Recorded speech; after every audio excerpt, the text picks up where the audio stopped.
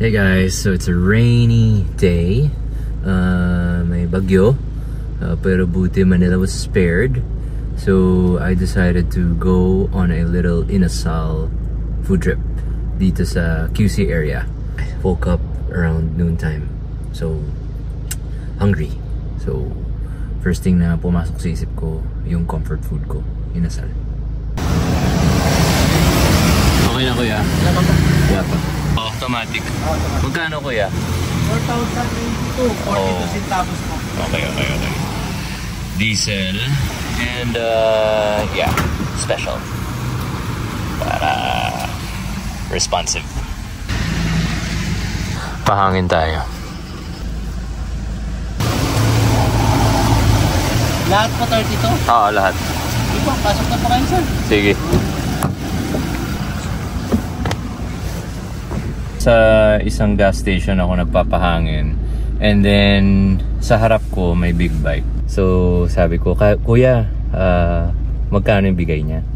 Sabi ni kuya, hindi nga nagbigay eh. Sabi ko, ha? Okay.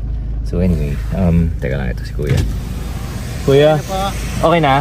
Dagdagan ko na lang ito. Ano ba yung average ngayon ng bigayan ng mga tao pag nagpahangin? Ay, saan po? 20, 40. Ayun. Anong pinakamataas? Minsan mayroon naman po. Ha? Minsan 100. Oh? Apo. Minsan mayroon nagbibigay, minsan 200. Yan. Talaga? Hangin lang? Oh, yan. Galing. Okay, thank you. Minsan may wala rin, no? Thank you po. Sige. Yun. So, tama. Kasi last time, nagtanong rin ako kay kuya. Sa ibang kuya. Kuya, magkano ba average? Same silang sagot. So, it's, you know guys, it's best to always check. Kasi minsan, well, especially sa mga older generation, you know, yung dati, or yung 20, or yung 10, wala na masyado yan. I mean, better than nothing, right? Better than the big bike. Pero, yeah, I guess it's best to, kumbaga kung sa restaurant pa, comp check. Just to see kung updated pa tayo. Okay, kain na tayo.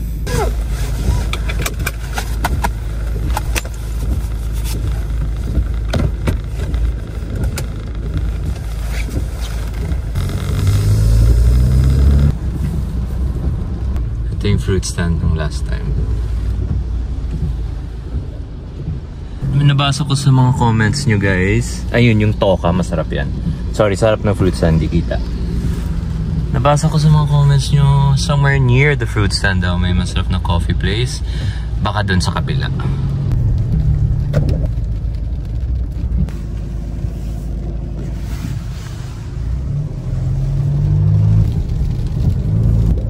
Hindi pa. Next. What is this? Oriental Palace. Lucky. Masarap pa dito, guys. Look at that structure.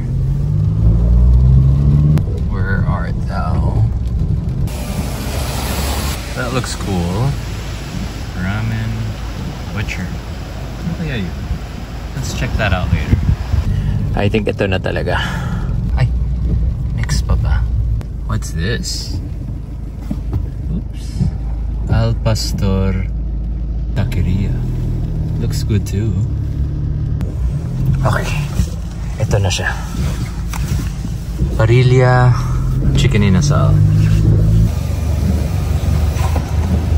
And alright, this looks very promising.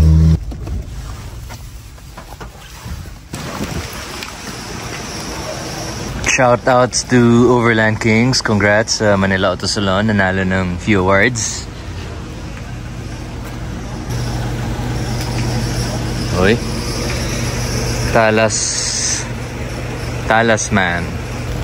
Siguro magpagupit tayo or magpa-shave tayo ng ulo after ng inasal. Let's see.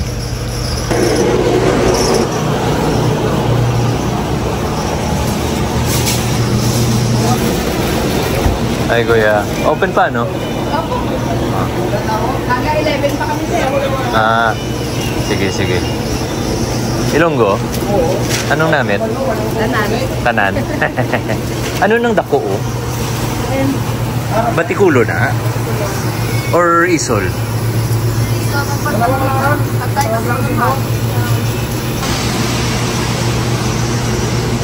Outdoor area and may AC area rin, pero dito tayo. Order ako. Isang paa, tapos isang isol. May garlic rice kayo? Sige, isang garlic rice. Tikman ko muna. And then, kung okay, magte-take out ako ng marami para kay Camille and sa parents niya.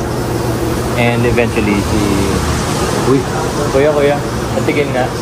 Laki nun ah.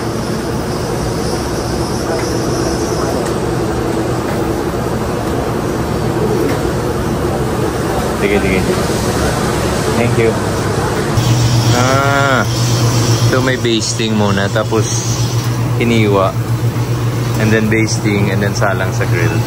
Okay, alis muna tayo para hindi siya ma-disturbo sa atin. Parang all-in-one to ah. May golf.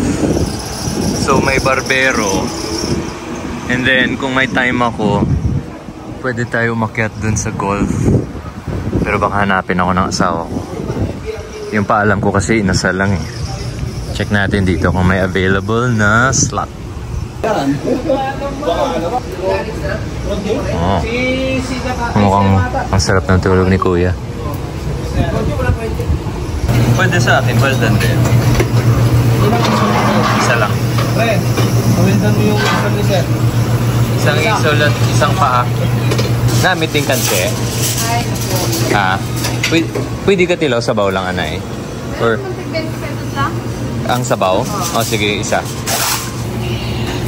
Ilonggo talaga may-ari nito kasi may KBL. Kadyos, baboy, langka, and may laswa.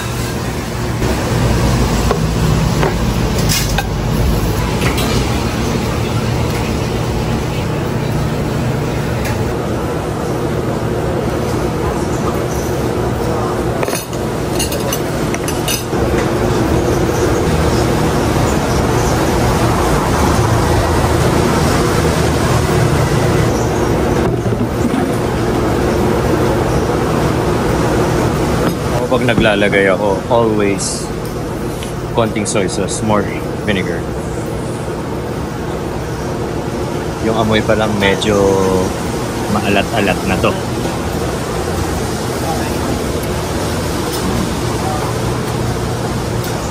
Oh wow, that's pretty good. Okay, garlic rice test. Tingnan natin kung mas masarap siya or kasing sarap siya sa chicken nuggets brown.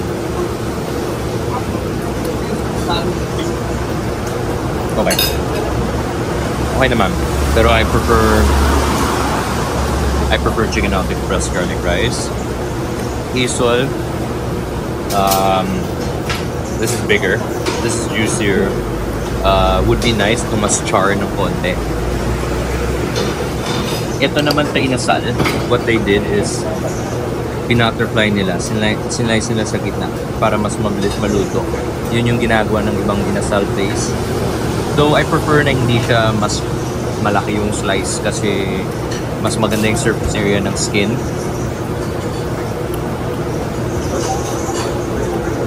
Lata.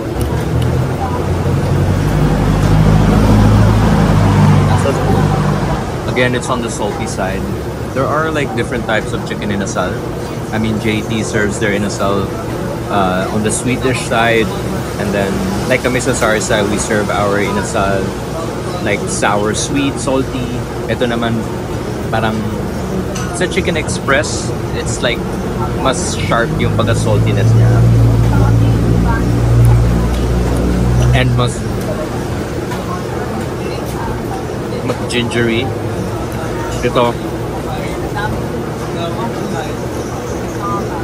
iba. Mas matanglad to. Pero not very evident yung tangan. Actually, the flavor grows on you. And this has been around for a while. Ikoy, kumain na dito, masarap rin daw. Makain ng Chicken House Express. I guess if you're in the QC area and you want something similar to Chicken House Express,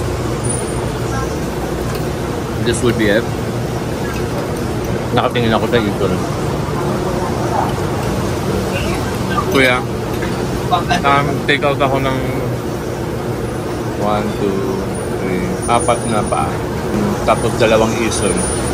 Gawin mo na lang 5 pa. Teka lang. Tambay pa. Hindi. Hindi, yung yaya namin, tambay namin.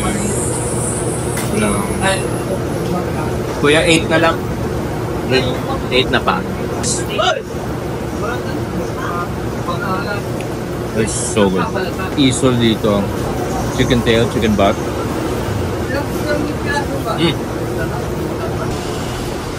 Ito yung kansi soup, no? 25. So they sell the soup for $25. Just the soup. Sounds like kansi. Sarap po yan, sir. Talaga?